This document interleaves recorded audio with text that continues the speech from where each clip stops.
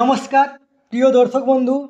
রাজ্যের চুক্তিভিত্তিক এবং আংশিক সময়ের অর্থাৎ কন্ট্রাকচুয়াল এবং পার্ট টাইমার কর্মীদের বেতন বৃদ্ধির বিজ্ঞপ্তি জারি হলো। আসুন আমরা ভিডিওর মাধ্যমে দেখে নেব যে কী পরিমাণে বেতন বৃদ্ধি হয়েছে।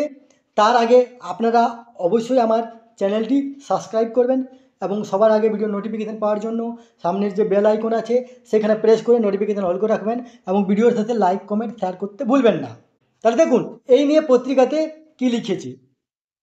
বেতন বৃদ্ধির বিজ্ঞপ্তি জারি। আইটিআইয়ে কর্মরত চুক্তির ভিত্তিতে এবং আংশিক সময়ের নিযুক্ত প্রশিক্ষকদের বেতন বৃদ্ধির বিজ্ঞপ্তি জারি করেছে কারিগরি দপ্তর। প্রশিক্ষকদের বেতন 13,500 থেকে বেড়ে হলো 17,000 টাকা। এই আইটিআইগুলি পশ্চিমবঙ্গ রাজ্য কারিগরি ও বৃত্তিমূলক শিক্ষা এবং দক্ষতা উন্নয়ন পর্ষদের অধীন।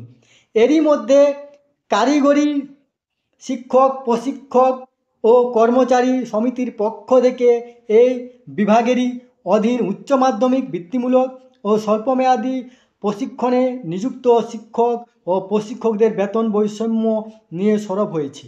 সংগঠনের প্রধান উপদেষ্টা মনোজ চক্রবর্তী বলেন, দীর্ঘ প্রায় 13 থেকে 18 বছর উচ্চ মাধ্যমিক বৃত্তিমূলক বিভাগে পাঠদানকারী এমএ এমএসসি এমসিএ পাস শিক্ষকদের বেতন মাত্র প্রতি মাসে 8,000 টাকা।